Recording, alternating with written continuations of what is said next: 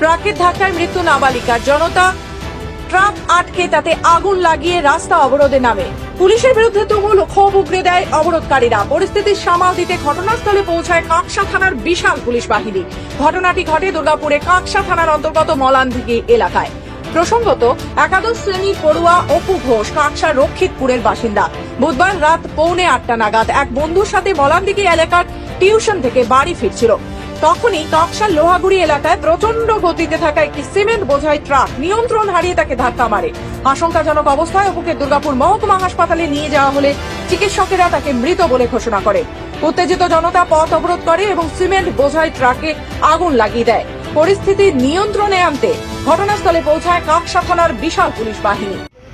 অ্যাক্সিডেন্টের সময় ছিল নয়, শুধু ওই লরিগুলোকে ঘুরিয়ে দেওয়া লেগে লরি পুলিশের পয়সা আদায় করার জন্য এই কোথায় গেছিল? পুলিশের অত্যাচারে টিউশনি করতে গেছিল, টিউশনি করে ঘর আসছিল, পুলিশের অত্যাচারে আমাদের ছেলেটা অকালে চলে গেল।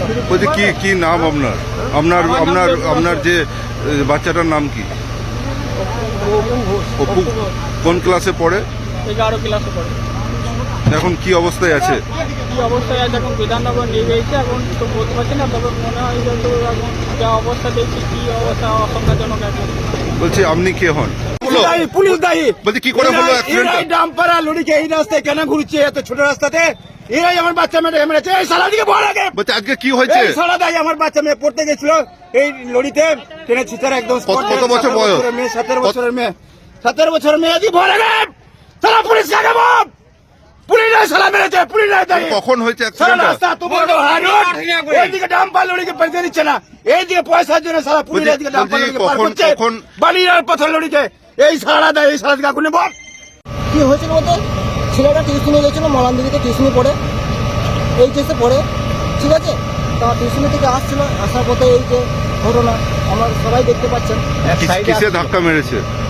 লরিতে ধাক্কা মেরেছিল। কিসের লরি ছিল? 409 সিমেন্টের গাড়ি। তো পুলিশের তাড়া করেছিল 409 গাড়িটাকে। হ্যাঁ, তা পুলিশের কি তাড়া করা কি দরকার? পুলিশে কি বেতন পায় না? পুলিশের কিসের দরকার ছিল তাড়া করা? পুলিশে কি বেতন পায় না? বলুন।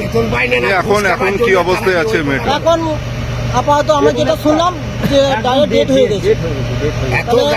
এই যে ক্ষতি কারণটা হলো, তাহলে পুলিশে কি করবে? এটাকে বলুন আপনারা। বলছি কি না